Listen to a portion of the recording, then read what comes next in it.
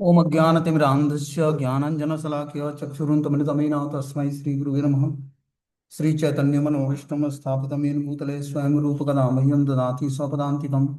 वन्देऽहं श्रीगुरुः श्रीयुतपदकमलं श्रीगुरून् वैष्णवाचं श्रीरूपं साग्रजातं सगणरघुनाथान्वितं तं सजीवं साद्वैतं सावधूतं परिजनसहितं कृष्णचैतन्यदेवं श्रीराधाकृष्णपादान् सगणललिता श्रीविशाखान्विताश्च नारायणं नमस्कृत्यं नरं चैव नरोत्तमं देवीं सरस्वतीं व्यासं ततो जयमुदीरयेत्। सुन्वतां स्वकथा कृष्ण पुण्यश्रवणकीर्तनं हृदयन्तस्तु भद्राणि विदनोति सुरसतां नष्टप्रायेषु भद्रेषु नित्यं भागवत सेवया भगवती उत्तम श्लोके भक्तिर्भवति नैष्ठिकी तदा रजस्तमो भावः काम लोभादये चेत् एतेन रावृतं स्थितस्ते प्रसिद्धति एवं प्रसन्नमनसो भगवद्भक्ति योगतः भगवतत्त्वविज्ञान मुक्त संगस्य जायते विद्यन्ते हृदय ग्रंथि छिद्यन्ते सर्वसंशयं क्षीयन्ते चास्य कर्माणि दृष्ट्वा एवात्मनिश्चर्यं मुखं करोति वाचालं पङ्गुं लङ्घयते गिरिं यत्कृपातमहं वन्दे परमानन्दमाधवं। प्रह्लाद नारद पराशर पुंडरीकं व्यासम् अम्बरीश शुक सौनक विष्णुदालभ्यां रुक्मांग अर्जुन वसिष्ठं विभीषणादिनं पुण्यानि नामानि परं भागवत स्मरामि। हे कृष्ण करुणा सिंधु दीनबंधु जगत्पते गोपेश गोपिकांत राधाकांत नमस्तुते तप्त कांचन गौरांगे श्रीराधे वृंदावनेश्वरी वृषभानुसुते देवी प्रणमामि हरिप्रिय। वाञ्छाकल्पतरुवक्षा कृपा सिन्धुभ्यो च पतितानां पावनेभ्यो वैष्णवेभ्यो नमो नमः। जय श्री कृष्ण चैतन्य प्रभु नित्यानंद श्री अद्वैत गदाधर श्रीवासादि श्री गौर भक्तवृंद। हरे कृष्ण कृष्ण कृष्ण हरे हरे, हरे राम राम राम हरे हरे। तो इसमें आज हम लोग को श्रीमद् भागवतम का अध्याय संख्या 7, इस स्कंद संख्या 2 अध्याय संख्या 7 विशिष्ट कार्यों के लिए निर्धारित अवतार। भगवान अवतार लेते हैं किसी पर्टिकुलर कार्य के लिए, एक पर्टिकुलर अवतार अवतार होता है भगवान का। मतलब ब्रह्मोवाच यत् यत्रो गतम चिति तलो उद्धारण अभृतम क्रोड़ी तनु सकल यज्ञ मयि मनंतम अंतः महावोड उपागतम आदित्यम तम दृष्ट्या द्विमिव ब्रजधरो ददारः। ब्रह्मा जी ने कहा कि जब अनंत शक्तिमान शक्तिशाली भगवान ने लीला के रूप में ब्रह्मांड के गर्भोदक नामक महासागर में डूबी हुई पृथ्वी को ऊपर उठाने के लिए वराह का रूप धारण किया, तो सबसे पहला असुर हिरण्याक्ष वहां आया। भगवान ने उसे अपने अगले दांत से विदीर्ण कर दिया। तो भगवान ने पहला अवतार क्या लिया? सूकर अवतार लिया भगवान ने। किस लिए लिया?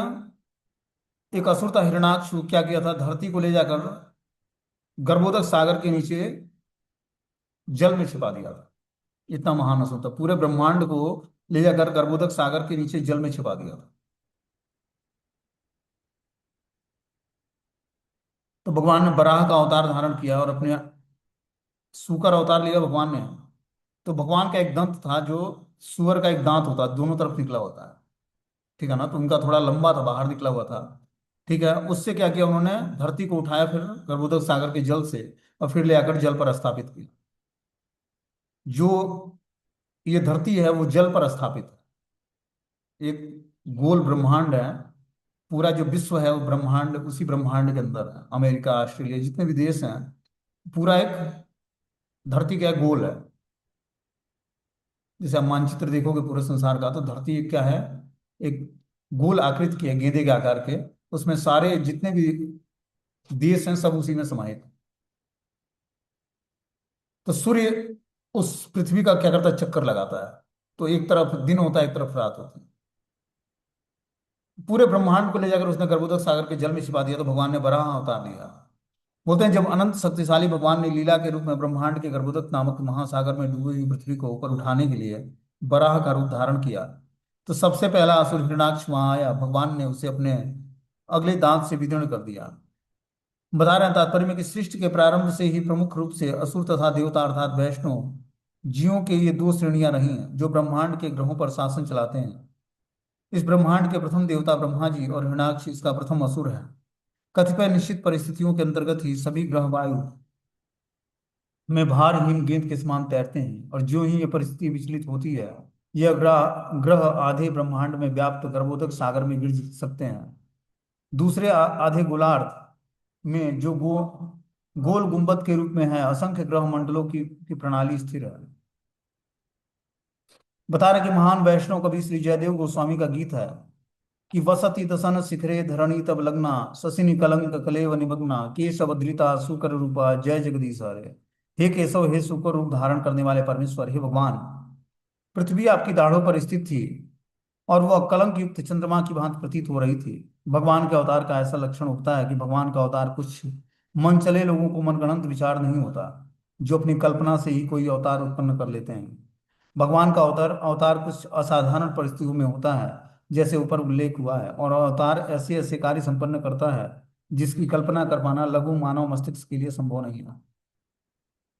तो भगवान ने सूकर रूप धारण किया, तो साधारण सूकर नहीं था, बहुत ही देखने में बहुत ही सुंदर था वो, गंदा खाने वाला सूकर नहीं था। ठीक है। और फिर ऐसा सूकर था वो कि पूरे पृथ्वी को अपने नथुनों पर उठाकर और ले आकर जल पर स्थापित किया। आगे बता रहे हैं, अब दूसरी, सर्वप्रथम प्रजापति की पत्नी आकृति के गर्भ से सुयज्ञ उत्पन्न हुए, फिर सुयज्ञ से अपनी पत्नी दक्षिणा से सुयम इत्यादि देवताओं को उत्पन्न किया। सुयम ने इंद्रदेव के रूप में तीन ग्रह मंडल ऊर्ध्व, निम्न और मध्य लोकों के महान क्लेश कम कर दिए। फलता ब्रह्मांड के दुख दूर करने से मानव जाति के महान पिता स्वयं भू मनु ने उसे हरि नाम से पुकारा।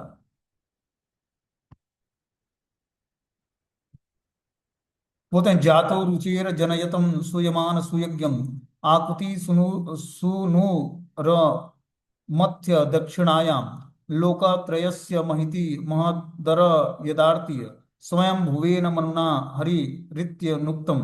सर्वप्रथम प्रजापति की पत्नी आकृति के गर्भ से सुयज्ञ उत्पन्न हुए, फिर सुयज्ञ ने अपनी पत्नी दक्षिणा से सुयम इत्यादि देवताओं को उत्पन्न किया। सुयज्ञ ने इंद्रदेव के रूप में तीनों ग्रह मंडलों के महान क्लेश कम कर दिए थे। फलता ब्रह्मांड के दुख दूर करने से मानव जाति के महान पिता स्वयं भू मनु ने उन्हें उसे हरि नाम से पुकारा था। बोलते हैं, मनमौजी कम बुद्धि वाले पुरुष नए नए अनाधिकृत अवतारों की खोज करते रहते हैं। इनसे बचने के लिए धर्म ग्रंथों में प्रमाणिक अवतार के पिता का नाम भी दिया रहा है। यदि शास्त्रों में किसी अवतार के पिता का तथा प्रकट होने वाले ग्राम तथा स्थान का उल्लेख नहीं है, तो उसे भगवान का अवतार नहीं माना जा सकता। भागवत पुराण में कल की अवतार तो लगभग 4 लाख वर्षों के बाद प्रकट होने वाला है, उसके पिता तथा जहां उसका अवतार होगा उस ग्राम का नाम निर्देशित है। फलतः कोई भी बुद्धिमान पुरुष किसी सस्ते अवतार को शास्त्रों का संदर्भ लिए बिना स्वीकार नहीं करेगा। तो अगर जो कोई अवतार हम देखते हैं कि प्रकट भी होता है, लेकिन अगर उसका शास्त्रों में प्रमाण नहीं है, तो उस अवतार को हमें स्वीकार नहीं करना। श्रीमद् भागवतम ये बताता है। जैसे भगवान अभी कल की अवतार लेंगे, तो जब कलयुग का 4 लाख वर्ष पूरा हो जाएगा तब भगवान का ये कल की अवतार होगा। उसका पहले से श्रीमद् भागवतम में कि कौन सा अवतार होगा, किस कौन उनके पिता होंगे और किस ग्राम में वो प्रकट होंगे, ये सब कुछ पहले से श्रीमद् भागवतम में दिया हुआ है कि भगवान का कल की अवतार कहाँ होना है, कौन उनके पिता होंगे, किसको पिता बनाकर भगवान कल की अवतार धारण करेंगे और किस ग्राम में उनका अवतार होगा। ये सारी चीजें निर्देशित है पहले से।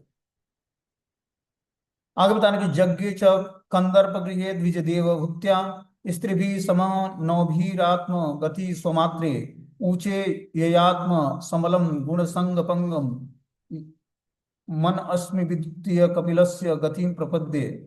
इसके पश्चात भगवान कपिल रूप में अवतरित हुए और प्रजापति ब्राह्मण कंदर्प कर्दम तथा उनकी पत्नी देवहूति के पुत्र रूप में अन्य 9 स्त्रियों के साथ जन्म लिया। उन्होंने अपनी माता को आत्म साक्षात्कार के विषय में शिक्षा दी, जिससे वे उसी जीवन काल में भौतिक गुण रूपी कीचड़ से विमल हो गई और उन्होंने मुक्ति प्राप्त की, जो कपिल का मार्ग है। तो इस तरह से भगवान अगला अवतार जो है कपिल अवतार होता है भगवान का। इस अवतार में भगवान ने ब्राह्मण कर्दभ और देवहूति को पिता और माता के रूप में स्वीकार किया और 9 स्त्रियों मतलब 9 बहनों के साथ भगवान कपिल देव का जन्म। पहले 9 बहनें प्रकट हुई, उसके बाद भगवान कपिल देव प्रकट हुए। उन्होंने अपनी माता को आत्म साक्षात्कार के विषय में शिक्षा दी। कपिल देव भगवान ने क्या किया, अपनी माता को सांख्य योग की शिक्षा दी कि आत्मा क्या है, शरीर क्या है, और आत्मा का धर्म क्या है, शरीर का धर्म क्या है। ये सांख्य योग का प्रतिपादन किया किसने, कपिल देव भगवान ने, जिससे वे उसी जीवन में भौतिक गुण रूपी कीचड़ से विमल हो गई और उन्होंने मुक्ति प्राप्त की, जो कपिल का मार्ग है। इस तरह से भगवान कपिल देव की शिक्षाओं से माता देवहूति को भगवत धाम की प्राप्ति हुई। बता रहा, भगवान कपिल देव ने अपनी माता देवहूति को जो उपदेश दिए वे श्रीमद् भागवतम के तृतीय स्कंद में दिए गए हैं। जो भी उसका पालन करता है उसे देवहूति के समान मुक्ति प्राप्त हो सकती है। तो जो तृतीय स्कंद का देवहूति और कपिल देव भगवान का जो उपदेश है, उस उपदेशों का जो व्यक्ति पालन करेगा वो धीरे धीरे जो है मुक्ति प्राप्त कर लेगा। भगवान ने अर्जुन को भगवत गीता सुनाई, जिससे उसे आत्म साक्षात्कार प्राप्त हुआ। आज भी जो कोई अर्जुन के पद का अनुसरण करता है वह अर्जुन के ही समान लाभ प्राप्त कर सकता है। शास्त्र इसीलिए है कि मूर्ख तथा अल्पज्ञानी लोग अपनी कल्पना से इसकी खुद की विवेचना करके अपने अनुयायियों को गुमराह करते हैं और उन्हें भौतिक संसार के गर्त में पड़े रहने का कारण बनते हैं। किंतु आज भी यदि कोई भगवान श्री कृष्ण या भगवान कपिल देव के उपदेशों का पालन करे तो उससे सर्वोपरि लाभ हो सकता है। तो अगर जो हमें सर्वोत्तम लाभ प्राप्त करना है और भगवत धाम की प्राप्ति करनी है तो भगवान कपिल देव द्वारा जो आत्म साक्षात्कार का ज्ञान दिया है उस ज्ञान को हमें स्वीकार करना चाहिए। बता रहे मूर्ख तथा अल्पज्ञानी लोग अपनी कल्पना से उसकी खुद की विवेचना करते हैं और अपने अनुयायियों को गुमराह करते हैं, उनके भौतिक संसार के गर्त में पड़े रहने का कारण बनते हैं। किंतु आज भी यदि कोई भगवान श्री कृष्ण या भगवान कपिल देव के उपदेशों का पालन करे तो उसे सर्वोपरि लाभ होगा। तो जो श्रीमद् भागवतम में जो ज्ञान दिया हुआ है उस ज्ञान को व्यक्ति प्राप्त करके और उसको पढ़ के उस उपदेशों का पालन करके निश्चित रूप से सर्वोच्च लाभ प्राप्त कर सकता है, जो कि भगवान कपिल देव के द्वारा दिया हुआ है। अगला भगवान का अवतार होता है इसमें अत्रेपत्यमभिकांक्षतम् आह पृष्ठो दत्तो मयाहमिति यद भगवान सदत्तम यद पाद पंकज पराग पवित्र देह योगदिमा कुरु भई यदुहे ह याज्ञम। अत्रि महर्षि ने भगवान से संतान के लिए प्रार्थना की और उन्होंने प्रसन्न होकर स्वयं ही अत्रि के पुत्र दत्तात्रेय के रूप में अवतरित होने का वचन दिया और भगवान के चरण कमलों की कृपा से अनेक यदु है इत्यादि अत्यंत पवित्र हुए और उन्होंने भौतिक तथा आध्यात्मिक दोनों ही वर प्राप्त किए। तो इस तरह से भगवान दत्तात्रेय का अवतार हुआ अत्रि महर्षि के को पिता के तुल्य मानते हुए। बता रहे हैं अत्रि महर्षि ने भगवान से संतान के लिए प्रार्थना किया और उन्होंने प्रसन्न होकर स्वयं अत्रि के पुत्र दत्तात्रेय के रूप में अवतरित होकर वचन को पूरा किया और भगवान के चरण कमलों की कृपा से उन्हें यदु है इत्यादि अत्यंत पवित्र हुए और उन्होंने भौतिक तथा आध्यात्मिक दोनों ही वर प्राप्त किए। तो इस तरह से भगवान दत्तात्रेय का प्रकट हुए अत्रि महर्षि को अपना पिता के रूप में स्वीकार करके। बोलते हैं भगवान तथा जीवों के मध्य 5 प्रकार के सनातन आध्यात्मिक संबंध स्थापित होते हैं। शांत, दास्य, साख्य, वात्सल्य और माधुर्य। अत्रि मुनि भगवान से वात्सल्य भाव से जुड़े थे, अतः वे अपनी भक्ति की पूर्णता के फलस्वरूप भगवान को पुत्र रूप में चाह रहे थे। भगवान ने उनकी प्रार्थना स्वीकार की और उनके पुत्र रूप में स्वयं जन्म लिया। भगवान तथा शुद्ध भक्त के बीच इस प्रकार का पुत्रत्व के संबंध के अनेक उदाहरण दिए जाते हैं। क्योंकि भगवान असीम है अतः उनके पिता भक्तों की संख्या अनंत है। वास्तव में भगवान समस्त जीवों के पिता हैं, किंतु भक्तों के आध्यात्मिक प्रेम वश वे पिता बनने की अपेक्षा किसी भक्त का पुत्र बनना अधिक पसंद करते हैं। तो भगवान पुत्र बनना ज्यादा स्वीकार करते हैं, पिता बनना नहीं।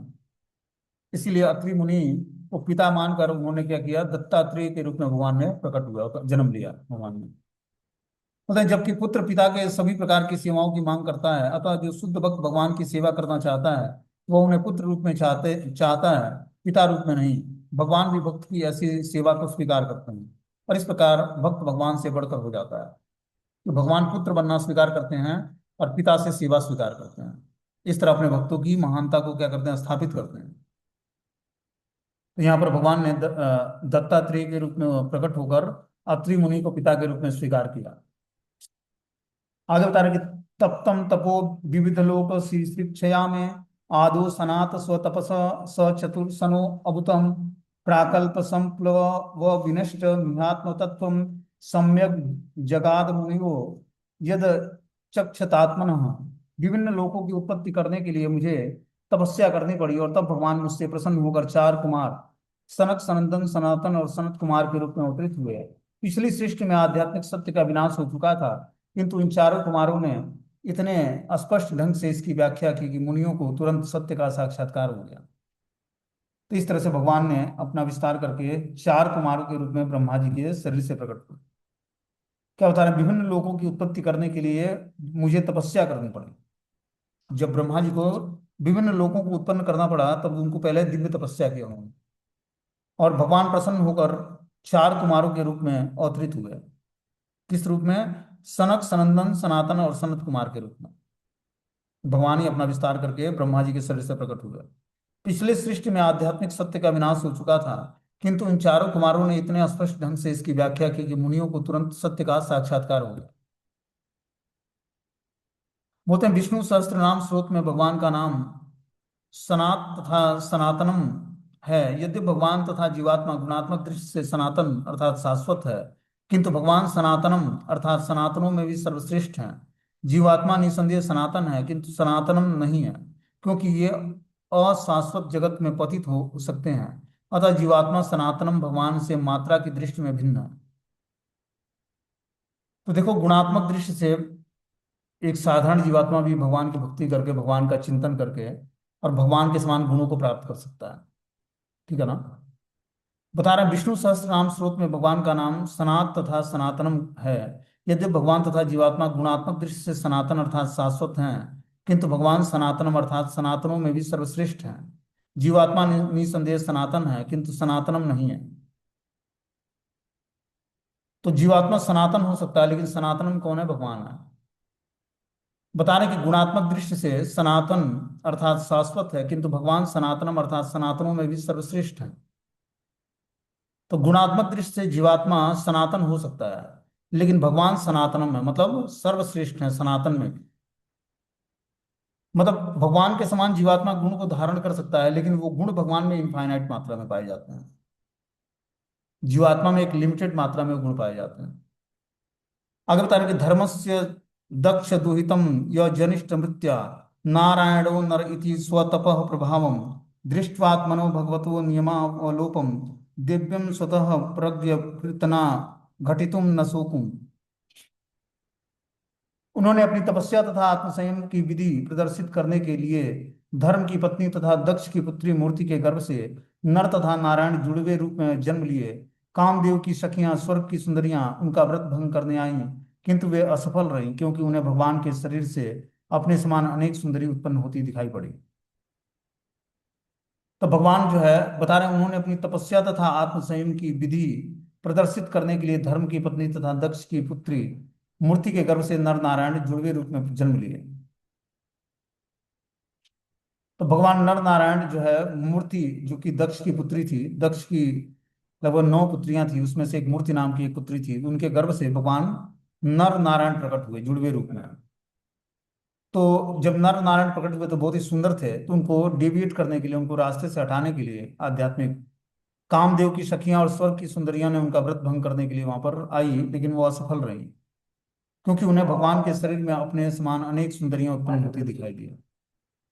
तो जो भगवान नारायण हैं, जो कि बद्रिक आश्रम में नर नारायण ऋषि निवास करते हैं, तो भगवान श्री नारायण को डिबेट करने के लिए कामदेव की सखियां और स्वर्ग की सुंदरियां आई व्रत भंग करने के लिए, तो उन्होंने अपने शरीर से उसी तरह के अनेक सुंदरियों को प्रकट कर दिया। बता रहे हैं, भगवान सभी वस्तुओं के स्रोत तो हैं ही, वे समस्त प्रकार की तपस्याओं और आत्मसंयमों के भी उद्गम हैं। आत्म साक्षात्कार में सफलता प्राप्त करने के लिए मुनिगण तपस्या का महान व्रत लेते हैं। मानव जीवन ब्रह्मचर्य के महान व्रत के साथ साथ ऐसी तपस्या के लिए ही मिला है। तपस्या के कठोर जीवन में स्त्री की संगति के लिए कोई स्थान नहीं है, और चूंकि मनुष्य जीवन तपस्या के निमित्त है, आत्म साक्षात्कार के निमित्त है, इसलिए सनातन धर्म तथा वर्णाश्रम धर्म पद्धति में जीवन के तीनों स्तरों पर स्त्री से दूर रहने के लिए कठोर सलाह दी गई है।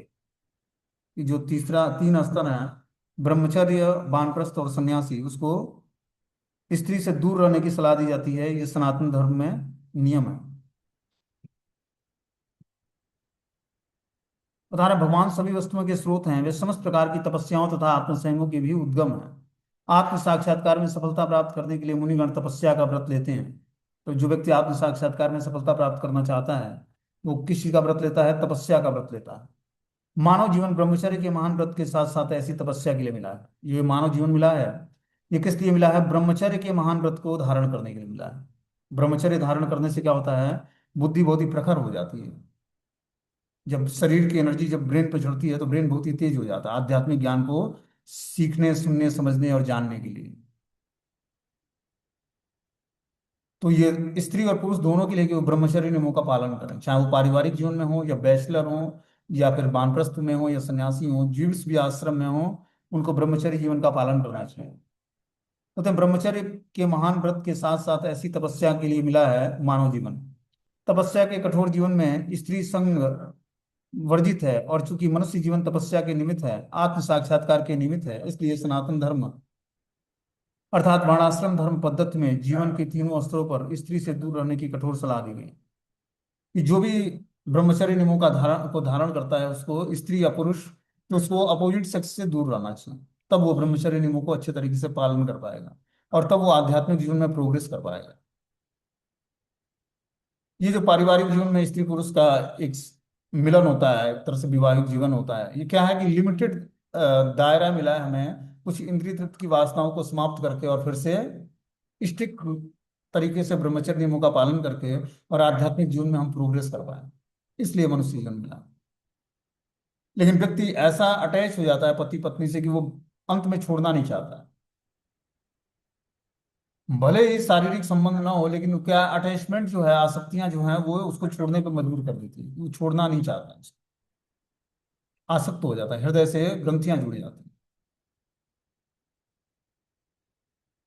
आगे इसमें बता रहा है कि जो है सारा संसार स्त्री आकर्षण के जादू से गतिशील है, और मनुष्य स्त्री से जुड़ा नहीं है, जुड़ा नहीं कि तुरंत ही वह भौतिक बंधन की कठोर ग्रंथि का शिकार बन जाता है। स्त्री के साथ जुड़ाव हो जाने के बाद ही विशेष रूप से स्वामित्व की झूठी प्रतिष्ठा के नशे में के अंतर्गत भौतिक जगत का अपना प्रभुत्व जताने की लालसा उत्पन्न होती है। कि जैसे ही व्यक्ति पुरुष जो है स्त्री के संपर्क में आता है, तो उसके अंदर झूठे स्वामित्व की भावना और प्रतिष्ठा जागृत होती है, और इस कारण से वो प्रभुत्व जताने की लालसा उत्पन्न होती है कि मैं स्वामी हूँ और बाकी सब दास हैं। ये किसके कारण होता है? स्त्री संपर्क के कारण होता है सर। बोलते हैं घर भूमि संतान प्राप्त करने, समाज में महत्वपूर्ण बनने, जाति जन्मभूमि से प्रेम धन की लोलुपता, ये सब माया जाल अथवा भ्रामक स्वप्न के तुल्य हैं, मनुष्य को घेर लेते हैं, और मनुष्य अपने जीवन के असली उद्देश्य को भूल जाता है, और आत्म साक्षात्कार की दिशा में उसकी प्रगति अवरुद्ध हो जाती है। तो इस प्रकार क्या होता है जब व्यक्ति पारिवारिक जीवन में जाता है, ठीक है ना, तो स्त्री और पुरुष ऐसा नहीं, बस पुरुषों के लिए नहीं है, स्त्री भी क्या होता है, धर धन समाज संतान जाति जन्मभूमि प्रेम धन और इन सब चीजों के से क्या होती है, अटैच हो जाती है, या अटैच हो जाता है, उसकी आवश्यकता बन जाती है इन चीजों को प्राप्त करना। और इस प्रकार बता रहे हैं कि जो है वो जीवन के असली उद्देश्य को भूल जाता है, और आत्म साक्षात्कार की दिशा में उसकी प्रगति अवरुद्ध हो जाती है। तो हमें क्या करना चाहिए? धीरे धीरे इन चीजों से डिटैच होना, पारिवारिक जीवन में रहते रहते हमें डिटैच हो जाना है। जैसे ही व्यक्ति शारीरिक संबंध बंद करेगा, वैसे ही क्या होगा, उसके अंदर बोल्डनेस आ जाएगी, मेच्योरिटी आ जाएगी, और इस भौतिक संसार में डर लगना बंद हो जाएगा उसको। क्योंकि आहार निद्रा भय, भय से मैथुन जीवन का सहारा लेता है व्यक्ति, और मैथुन जीवन का सहारा लेने से उसको भय प्रकट होता है। दोनों एक दूसरे के पूरक हैं, और ये डिपेंड कैसे करता है? हमारे आहार और निद्रा पर। जितना ही हम आहार और निद्रा पवित्रता से लेंगे, उतना ही हम भय और मैथुन जीवन से छूट पाएंगे जितना भी। और इस प्रकार भगवत चरणों के प्रति अनुराग उत्पन्न होगा। क्योंकि हमारी जो तामसिक वृत्ति है, जो सेक्सुअल इच्छाएं हैं, ये हमारे तामसिक वृत्ति को उत्पन्न करता है, और हम धीरे धीरे जो है अपने वास्तविक जीवन के उद्देश्य से डेविएट हो जाते हैं, हट जाते हैं। ब्रह्मचर्य में बहुत ही अथाह शक्ति है, मतलब ऐसी शक्ति है कि व्यक्ति भगवान को जानने के लिए बहुत ही योग्य बन जाता है। इसके लिए हमें क्या करना पड़ेगा? सात्विक भोजन और सात्विक निद्रा, दो चीजों को हम लिमिटेड मात्रा में, जितनी आवश्यकता है। ज्यादा सोने से भी सेक्सुअल इच्छा उत्पन्न होती हैं, ज्यादा खाने से भी इंद्रियां चलायमान होती हैं। तो खाना भी बहुत ही लाइट, सात्विक भोजन, भोग लगा हुआ, और निद्रा भी हमारी बहुत ही पवित्र होनी चाहिए। इन दोनों को अगर जो हम पवित्र कर लेंगे अपने जीवन में, तो निश्चित रूप से हमारा भय और सेक्सुअल लाइफ समाप्त हो जाएगा धीरे धीरे। इच्छा ही नहीं जागृत होगी इन चीजों के लिए, और फिर जाकर हम आध्यात्मिक प्रोग्रेस करने की योग्यता आएगी हमारे अंदर, नाम जप में टेस्ट आने लगेगा। क्योंकि ये वासनाएं ही हमारे भक्ति के लिए अवरोध है। निद्रा, आलस्य, भय, प्रमाद, चिड़चिड़ापन, बीमारियां, बुढ़ापा, रोग, ये सब क्या होता है? ब्रह्मचर्य क्षीण करने से उत्पन्न होता है। लेकिन अगर जो व्यक्ति इन चीजों को कंट्रोल करे, तो निश्चित रूप से आध्यात्मिक जीवन में सफलता प्राप्त कर लेगा। आगे बता रहे हैं कि प्रमाणिक गुरु के निर्देश में 5 वर्ष की अवस्था से 25 वर्ष की अवस्था तक शिक्षा प्राप्त करना, और जीवन के मूल्य तथा जीविका के लिए विशिष्ट शिक्षण प्राप्त करने का अनुभव प्राप्त करना। तत्पश्चात ब्रह्मचारी को घर जाने दिया जाता है, जहां वह गृहस्थ जीवन में प्रवेश करने के लिए किसी अनुकूल स्त्री के साथ विवाह करता है। किंतु ऐसे अनेक ब्रह्मचारी होते हैं जो गृहस्थ बनने के लिए घर नहीं जाते हैं, किंतु वे स्त्रियों से किसी प्रकार का संपर्क न रखकर नैष्ठिक ब्रह्मचर्य का जीवन बिताते हैं। वे संन्यास आश्रम स्वीकार करते हैं, और वे यह भली भांति जानते हैं कि स्त्री की संगति एक अनावश्यक झंझट है। जिससे आत्म साक्षात्कार में बाधा पड़ती है। चूंकि आयु विशेष में काम इच्छा अत्यंत प्रबल हो उठती है, इसलिए गुरु ब्रह्मचारी को विवाह करने की अनुमति दे सकते हैं। यह छूट केवल उन्हीं उन्हें दी जाती है जो नैष्ठिक ब्रह्मचारी नहीं रह सकते हैं, और ऐसा भेद कर पाना प्रमाणिक गुरु के लिए संभव होता है। हम देखते हैं कि जो है ब्रह्मचारी की ट्रेनिंग दी जाती है, 25 वर्ष तक उसको ब्रह्मचारी रहना चाहिए, ठीक है ना। बाल्यकाल से 5 वर्ष से लेकर 25 वर्ष तक ब्रह्मचर्य नियमों का पालन करना चाहिए। उसके बाद उसको, और जो ब्रह्मचर्य रहता है तो ठीक है, और नहीं तो उसको गृहस्थ आश्रम में जाना चाहिए। एक पत्नी स्वीकार करना चाहिए जो कि भक्त पत्नी हो, उसको स्वीकार करके अपनी इच्छाओं को तृप्त करके, और इच्छाओं को तृप्त करके फिर से वानप्रस्थ आश्रम स्वीकार करना चाहिए। और जो व्यक्ति ब्रह्मचर्य रह सकता है वो फिर नैष्ठिक ब्रह्मचारी रहकर आगे जाकर संन्यास ले सकता है। तो ये शास्त्र नियम बताते हैं। बोलते हैं कि किंतु वे स्त्री से किसी प्रकार का संपर्क नहीं रखता, और नैष्ठिक ब्रह्मचारी का जीवन बिताकर वो संन्यास आश्रम स्वीकार करता है। वो यह भली भांति जानता है कि स्त्री की संगति करना अनावश्यक झंझट है, जिससे आत्म साक्षात्कार में बाधा उत्पन्न पड़ती है। इस प्रकार आयु विशेष में कामेच्छा अत्यंत प्रबल उठती है, इसलिए गुरु ब्रह्मचारी को विवाह करने की अनुमति दे सकते हैं। यह छूट केवल उन्हें दी जाती है जब नैष्ठिक ब्रह्मचारी नहीं रह सकते। तो शुरुआत में जब व्यक्ति 25 वर्ष तक ब्रह्मचर्य जीवन का पालन करता है अच्छे तरीके से, तो वो अपने आध्यात्मिक और भौतिक जीवन दोनों में सफलता प्राप्त करता है। ऐसा नहीं कि आध्यात्मिक जीवन में, भौतिक जीवन में भी सफलता प्राप्त करेगा वो। भौतिक जीवन जीवन भी उसका बहुत ही एक मर्यादित हो जाएगा, क्योंकि ब्रह्मचर्य जीवन 25 वर्ष तक जो व्यक्ति पालन कर लेता है तो निश्चित रूप से अच्छा गृहस्थ भी होगा। तब उसका गृहस्थ आश्रम स्वीकार करने का मतलब इंद्रिय तृप्ति नहीं होगी। तब वो गृहस्थ जीवन स्वीकार करेगा कृष्ण भावनाभावित संतत उत्पन्न करने के लिए, और बहुत ही मर्यादित जीवन जिएगा गृहस्थ आश्रम में भी रहकर, और अच्छा भक्त बनेगा।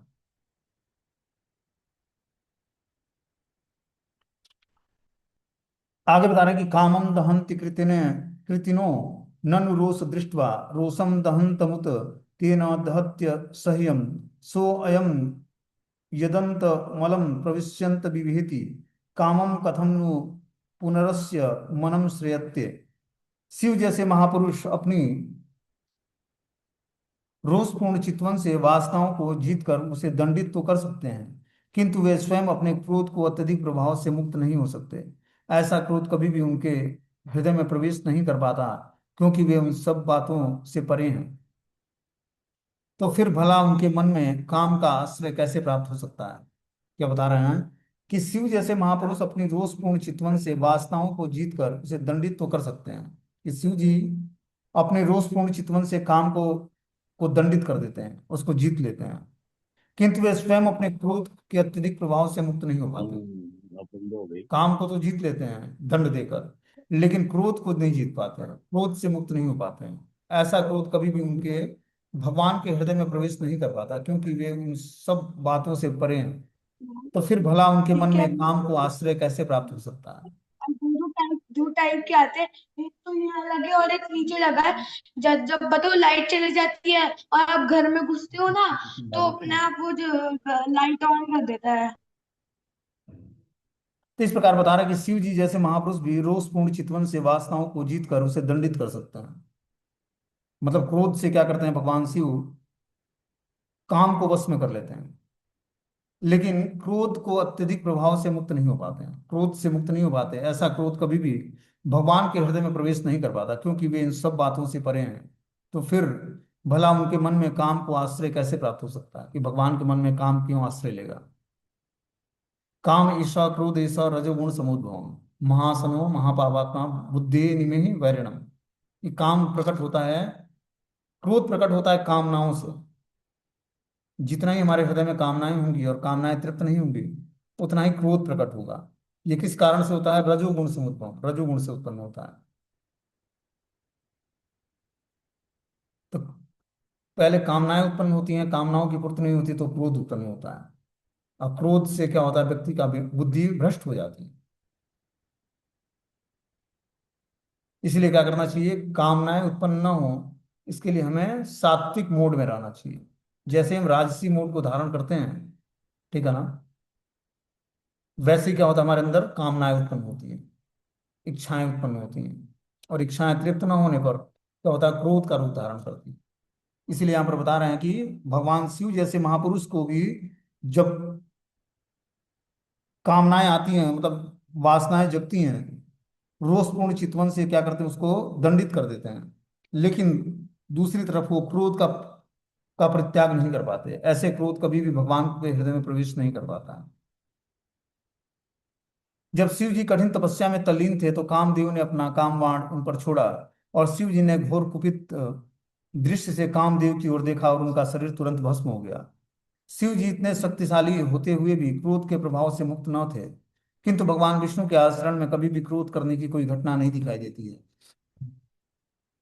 इसके विपरीत जब भृंग मुनि ने जानबूझकर उनके वक्षस्थल पर उनकी परीक्षा करने के लिए पात प्रहार किया, तो मुनि पर क्रुद्ध होने के बजाय भगवान ने यह कहकर क्षमा मांगी कि उनका वक्षस्थल अत्यधिक कठोर है, कहीं मुनि के पांव में ज्यादा चोट तो नहीं लगी। भगवान के वक्षस्थल पर अंकित भृंगपाद चिन्ह उनकी सहिष्णुता का प्रतीक है। अतः जब भगवान क्रोध से किसी प्रकार प्रभावित नहीं होते, तो फिर क्रोध से कम शक्तिशाली कामेक्षा के लिए वहां किस तरह कोई स्थान हो सकता है।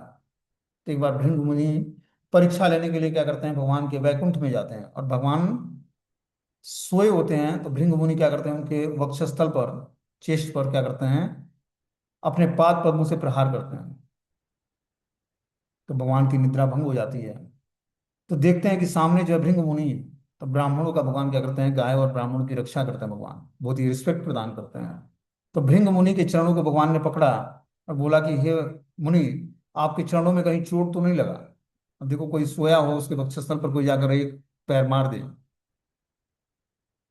तो क्या होगा, उठ जाएगा और वो क्रोध में उठेगा। लेकिन भगवान ने वक्षस्थल वक्षस्थल पर भृंग मुनि ने मारा उनको, तो उन्होंने क्या किया, चरण पकड़ लिया उनका भगवान ने, और बोला आपके पैरों पर कहीं चोट तो नहीं लगा। भगवान को क्रोध नहीं आया। जब भगवान क्रोध से किसी प्रकार प्रभावित नहीं होते, तो फिर क्रोध से कम शक्तिशाली कामेक्षा के लिए वहां किस तरह कोई स्थान पर हो सकता है। तो क्रोध से कम शक्तिशाली जो है कामेक्षा है, इच्छाएं, सेक्सुअल इच्छाएं। ये क्रोध और काम, ये दोनों एक दूसरे के पूरक पूरक है। क्रोध तभी उत्पन्न होगा जब हमारी कामेक्षाएं तृप्त नहीं होंगी।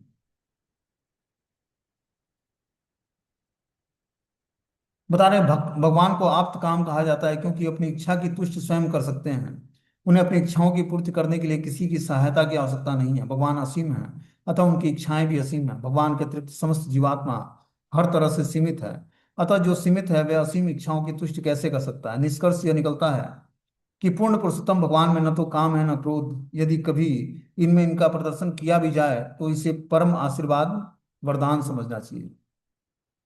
तब भगवान ये छह वेगों से ऊपर है, काम क्रोध लोभ मद मात्सर्य ईर्ष्या द्वेष। इन छह वेगों से भगवान, ये छह वेग भगवान को प्रभावित नहीं करते हैं। लेकिन यहाँ तक कि जो 84 कोटि देवता हैं, इनको भी ये सब चीजें वेग प्रभावित करते हैं, जैसे शिव जी और ब्रह्मा जी को। लेकिन भगवान क्या है, पूर्ण रूपेण सच्चिदानंद है, सच्चित आनंद से बने हैं। पूर्ण रूपेण शुद्ध सत्व के प्लेटफॉर्म पर भगवान स्थिर होते हैं, इसलिए उनको ये छह वेग प्रभावित नहीं करते। अब देखो, किस स्थिति को प्राप्त करके व्यक्ति इन छह वेगों से छूट पाएगा। जब पूर्ण रूपेण वसुदेव पद को प्राप्त कर लेगा, जो स्थिति भगवान वासुदेव के पिता वसुदेव जी की थी, वो पद प्राप्त करने के व्यक्ति के बाद व्यक्ति को काम क्रोध लोभ मद मात्सर्य और ईर्ष्या, ये सब चीजें नहीं सताती, ये रोग नहीं पकड़ता है उसको। इतना आसानी से छूटना बहुत मुश्किल कार्य है। इतना आसानी से व्यक्ति जो है भगवत धाम की प्राप्ति नहीं करता और बीमारियों से नहीं छूटता है। बहुत लंबी यात्रा है ये। अभी कहाँ कहाँ हम लोग जूझे होते हैं, कहाँ कहाँ हमारी जो मन बुद्धि इंद्रियां जो है पकड़ी होती हैं अलग अलग चीजों को। ठीक है ना, कभी क्रोध आता है, कभी काम वासनाएं जागृत होती हैं, कभी लालच उत्पन्न होता है धन के लिए, सुंदर वस्तुओं के लिए, कपड़ों के लिए, मकान के लिए, गाड़ियों के लिए। क्या है, हृदय में ग्रीड उत्पन्न होती है इन चीजों को प्राप्त करने के लिए, कि प्राप्त करना है हमें, इसके लिए कुछ भी करना पड़े, कितना भी धन कमाना पड़े, कितना भी टाइम लगाना पड़े, हमें ये चीज चाहिए तो चाहिए। क्या है, हृदय में लालच है इन चीजों। मद अहंकार होता है, रूप का अहंकार, विद्या का अहंकार, उच्च जन्म का अहंकार, धन का अहंकार, वैराग्य का अहंकार, अच्छी बुद्धि का अहंकार। तो बहुत सारे अहंकार हैं, इन सब चीजों से ऊपर उठना है। मद, मद मतलब अहंकार, मिथ्या अहंकार इसका बोलता है। वास्तविक अहंकार क्या है कि हम भगवान के नित्य दास हैं, इस अहंकार को व्यक्ति धारण करे, तब वो मिथ्या अहंकार से छूट पाएगा। मात्सर्य, मात्सर्य मतलब द्वेष की भावना पालना किसी के लिए। अगला व्यक्ति धनी है तो हमें द्वेष होने लगता है, अगला व्यक्ति सुंदर है तो हमें द्वेष होने लगता है, अगला व्यक्ति बुद्धिमान है या विद्या उसके पास अच्छा है तो अपने को द्वेष होने लगता है। तो क्या है, इस द्वेष से बचना है। तो इस प्रकार ये 6 वेगों से भगवान पर है। आगे बता रहे कि जो है, राजा की उपस्थिति में सौतेली माता के कटु वचनों से अपमानित होकर राजा ध्रुव, राजकुमार ध्रुव बालक होते हुए वन में कठिन तपस्या करने लगे, और भगवान ने उनकी प्रार्थना से प्रसन्न होकर उन्हें ध्रुव लोक प्रदान किया, जिसकी पूजा ऊपर तथा नीचे लोकों के सभी मुनि करते हैं।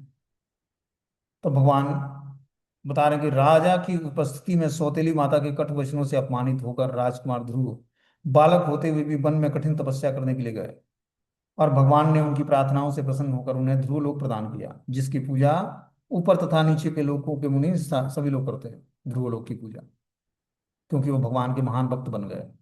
बोलते महाराजा उत्तानपाद के पुत्र और परम भक्त राजकुमार ध्रुव जब 5 वर्ष के थे तो वे अपनी पिता की गोद में बैठे थे, किंतु उनकी सौतेली माँ को राजा द्वारा अपने सौतेले पुत्र को इस प्रकार प्यार किया जाना अच्छा नहीं लगा। उसने उन्हें यह कहते हुए खींच कर नीचे उतार दिया कि चूंकि वह उसकी कोख से उत्पन्न नहीं है, अतः राजा की गोद में बैठने का अधिकार उस बालक को नहीं है। वह नन्हा बालक अपनी सौतेली माँ के इस व्यवहार से अत्यधिक अपमानित हुआ। उसने पिता से कोई प्रतिवाद नहीं किया, क्योंकि वह अपनी इस दूसरी पत्नी के प्रति अत्यधिक आसक्त थे। इस घटना के बाद राजकुमार ध्रुव अपनी माँ के पास गए और शिकायत की। उनकी सगी माँ भी इस अपमानजनक आचरण के प्रति कोई कदम नहीं उठा सकती थी, इसलिए वह रोने लगी। बालक ने माँ से पूछा कि वह किस प्रकार अपने पिता के सिंहासन पर बैठ सकता है। बेचारी माँ ने कहा कि भगवान ही एकमात्र उसके सहायक हो सकते हैं।